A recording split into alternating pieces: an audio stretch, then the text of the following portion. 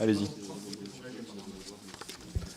Oui, alors là, c'est un amendement qui vise à élargir en quelque sorte les possibilités de transparence et d'information, de publicité en quelque sorte du travail de la Miviludes, puisque nous sommes ici réunis Parlement et nous avons toute compétence pour observer, mesurer, évaluer, contrôler en quelque sorte l'action publique. Et la Miviludes s'y apparentant, il est nécessaire que nous disposions d'un rapport pour savoir, pour pouvoir évaluer, mesurer les tendances que prennent ces dérives sectaires et les solutions qui sont apportées et les différentes actions publiques et judiciaires qui sont entreprises. Donc, nous voulons que ce rapport soit rendu public et présenté au Parlement, tout simplement. Monsieur Coulombe. Merci. Madame la rapporteure.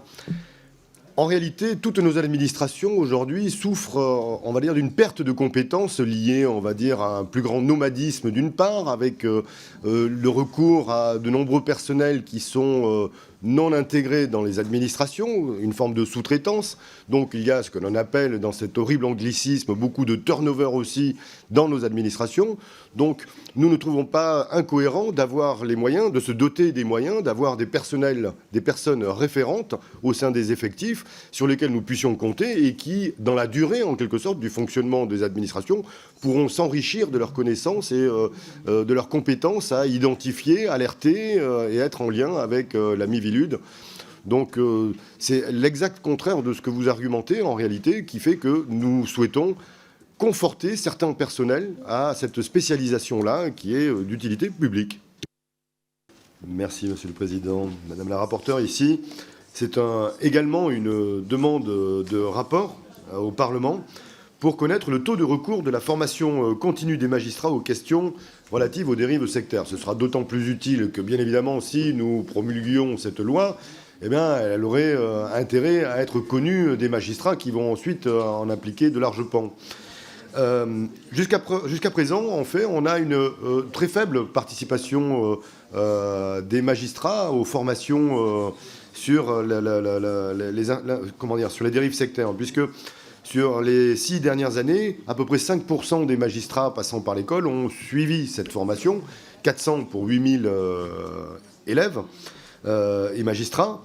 Donc on se rend bien compte qu'il n'y a pas aujourd'hui un suivi très efficace, en quelque sorte, une formation dans les proportions qui sont celles que requiert cette loi et les risques des dérives sectaires. Donc voilà, nous aimerions que le gouvernement produise ce rapport sur le suivi des participations des magistrats à cette formation. Madame la rapporteure. Mais voilà, c'est pas pour vous faire perdre votre temps, mais c'est parce qu'ils n'ont pas la même visée. Et puis, ils portent sur des rapports différents qui peuvent avoir des justifications différentes et des légitimités différentes. Vous voterez en âme et conscience. Ici, c'est le fruit d'une discussion qu'on a eue au sein même de notre groupe, de savoir s'il était pertinent que la Miviludes évolue vers une autorité administrative indépendante. On ne sait pas trop. On s'est posé la question. Il y a des aspects qui sont plutôt en faveur de cette modification, de ce changement, et puis d'autres qui sont plutôt contre. Eh bien, nous aimerions, pour nous faire un avis éclairé, que le gouvernement remette au Parlement un rapport sur l'opportunité de faire cette évolution de la Miviludes vers un statut d'une autorité administrative indépendante. Voilà l'objet de cet amendement.